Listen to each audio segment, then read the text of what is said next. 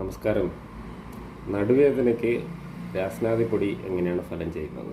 Inflammatory കണ്ടീഷനിലുണ്ടാകുന്ന നടുവേദനയ്ക്ക് രാസ്നാദിപ്പൊടി വളരെയധികം ഫലം ചെയ്യും. കാരണം നമ്മുടെ ഈ നടുവേദന ഉണ്ടാകുന്നത് നമ്മുടെ ആയുർവേദ പ്രകാരം പറയുന്നത് ഈ നീർക്കെട്ട് തലയിൽ നിന്ന് നമ്മുടെ കഴുത്തിൻ്റെ ഭാഗത്ത് നീർക്കെട്ടുണ്ടായിട്ടാണ് അതിന് താഴോട്ടുള്ള ഒരു ഞരമ്പിൻ്റെ വീക്കം അല്ലെങ്കിൽ ഇൻഫ്ലമേഷൻ എന്ന് പറയുന്ന ഒരു കണ്ടീഷനിൻ്റെ കൂടെയാണ് നടുവേദന സ്റ്റാർട്ടാകുന്നത്. അപ്പോൾ അത് പിന്നീടത് നമ്മുടെ ഞരമ്പുകളെ ബാധിക്കുകയും ഞരമ്പുകൾക്ക് ചുറ്റും ചിലത് കവചം പോലെ ആവുകയും അങ്ങനത്തെ പല തരത്തിലുള്ള കണ്ടീഷനിൽ നമുക്ക് നടുവേദന, കഴുത്ത് വേദന, അതുപോലെ തന്നെ ആ ഞരമ്പ് സംബന്ധമായിട്ടുള്ള ബുദ്ധിമുട്ട് താഴെ കാലിലെ വിരൽ വരെയും വ്യാപിക്കാം.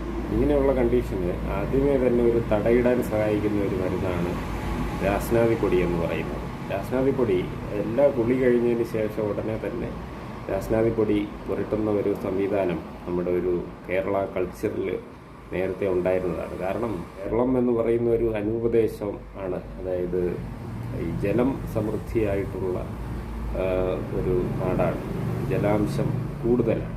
അപ്പോൾ ഇങ്ങനെയുള്ള ഒരു സ്ഥലത്ത് സാധാരണയായിട്ട് ഈ പറയുന്ന ഞരമ്പ് സംബന്ധമായിട്ടുള്ള രോഗങ്ങൾ കൂടുതൽ കാണപ്പെടാൻ ശാസ്ത്രീയമായിട്ട് അങ്ങനെ ഒരു ബന്ധം ശരീരത്തിൽ ഉള്ളതാണ്.